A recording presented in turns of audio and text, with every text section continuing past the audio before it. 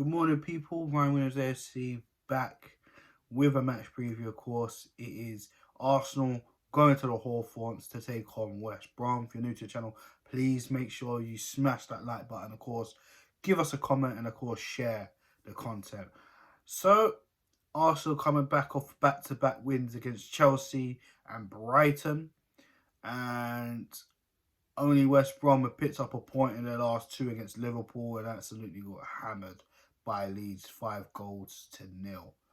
Now, this game's pretty much going to be tough, as we know. We know Sam Allardyce. His teams against Arsenal in the past have been very difficult. If you look at West Ham, Crystal Palace, Bolton back in the day. Good God, I used to hate playing Bolton. Boy, definitely one of our bogey teams of the past. But again, we can't get excited and start thinking, oh, we're back. We're not back at all. It's just been 2 wins on the bounce. Can we get a third win on the bounce, especially start our new year correctly by getting the 3 points? That remains to be seen. Of course, the January window is open and there's news. We all know Sead Kolasinac has now officially gone out on loan to Schalke for the rest of the season, which for me personally is good news. And hopefully we'll see in the summer if Schalke are ready to make that a permanent deal. That remains to be seen. Of course, news about Emi Bermuda and as well as Isco. Names all flying over the place. But once anything is confirmed, of course, we'll let you know.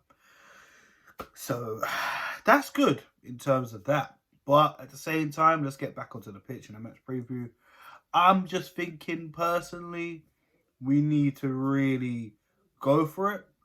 And, let's be kind of cautious because they're going to be at home. So they are going to give us the ball quite a bit. But again, we might be exposed to counter-attacks, which is what we need to be worried about. They can sit for all day long and then try to catch us on the break. It's as simple as that. So let's just get into the team selection for me. I probably just, if anything, keep it the same as it's been in the last previous fixtures, depending on certain players' fitnesses. I'll definitely keep it how it is, which is Leno in goal. The back four of Bellerin, Holding, Pablo Mari, and Kieran Tierney.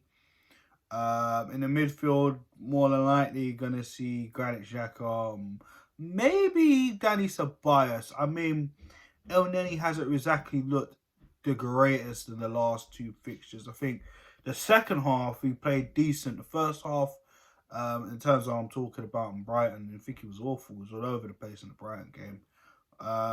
In the Chelsea game, he wasn't that bad.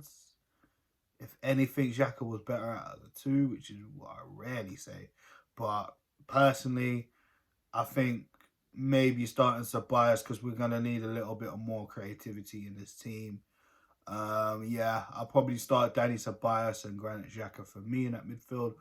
In front of them, again, Emile Smith-Rowe, who has come in and been literally exposing the opposition for us. So we're actually running in and actually creating more space and creating more chances, which I feel is absolutely fantastic.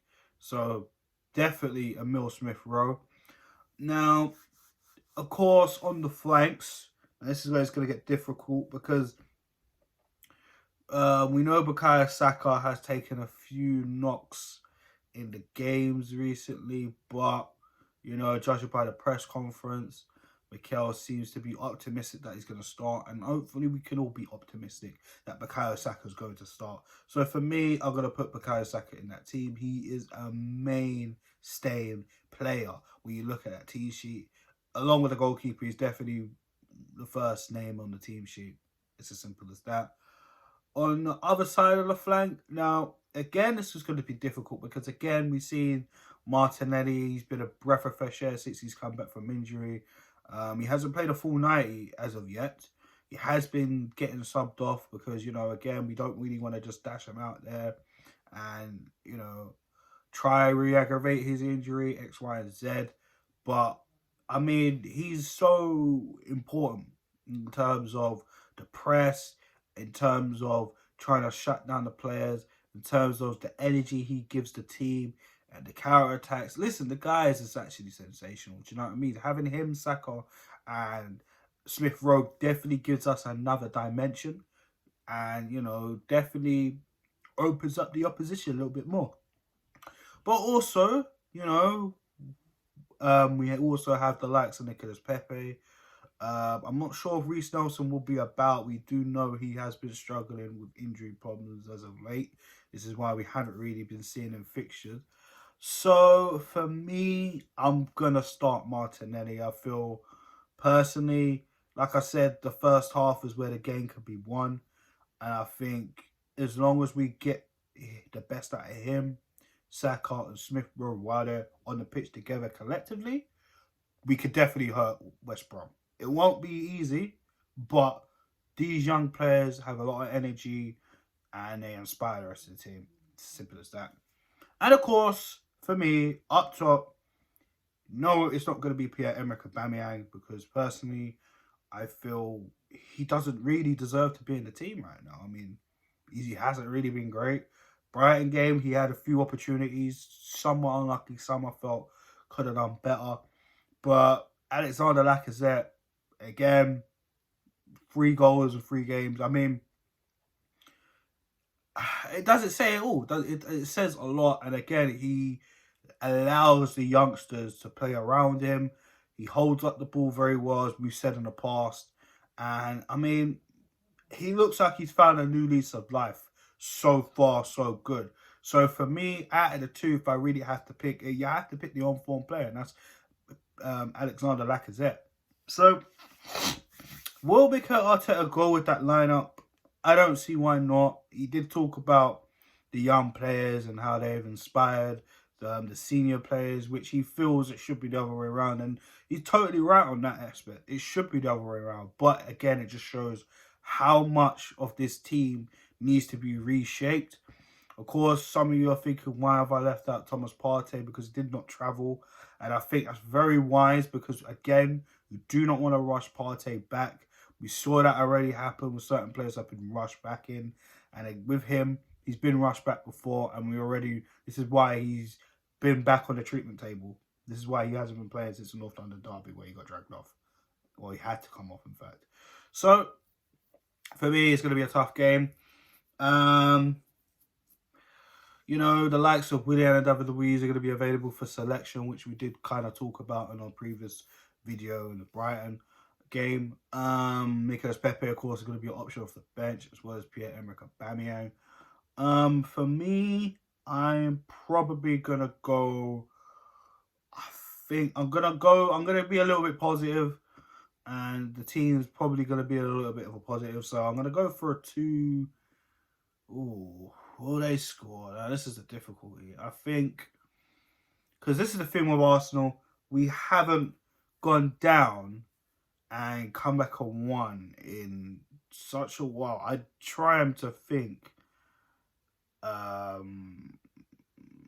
think maybe the West Ham game is probably the last time we've gone down and come back and won. From my memory. I mean, if I'm wrong, guys, let me know in the comment section. But I think that's pretty much it. Let's be honest. I mean, we haven't won from losing positions since West Ham, and that was early October, or late September. I can't remember, guys. I'll be honest. But yeah, even that game, we almost threw it away. Deservedly, I don't know how we got out of there and won, but hey, we did. But regardless of that, I'm going to go for a 2-1 victory to Arsenal.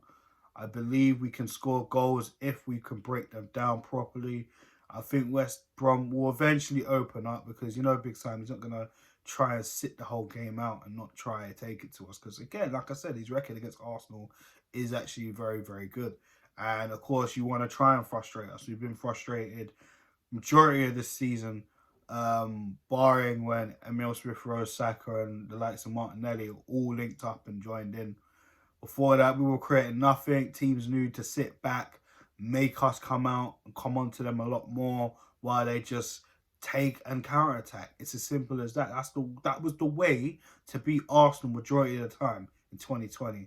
So in the last few games of 2020, we showed that we can defend a little bit better. And, you know, there is a little bit of fight in us now. And especially with the youngsters giving the rest of the players, the senior players, a new lease of life.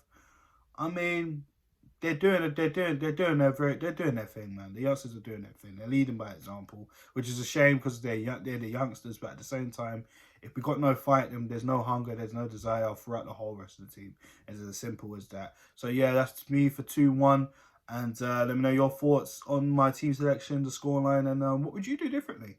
But yeah, guys, 2-1 to Arsenal. If you're new to the channel, please make sure you like, share, and subscribe. I will be on the live stream again with Mr. Arsenal. So, the Mr. Arsenal podcast again. So, guys, make sure you check that out as well. And I'll be back with the match review. If not later, then it'll probably be out tomorrow. So, guys, yeah, let's hope. Can we get 3 wins on the bounce? Fingers crossed. Peace.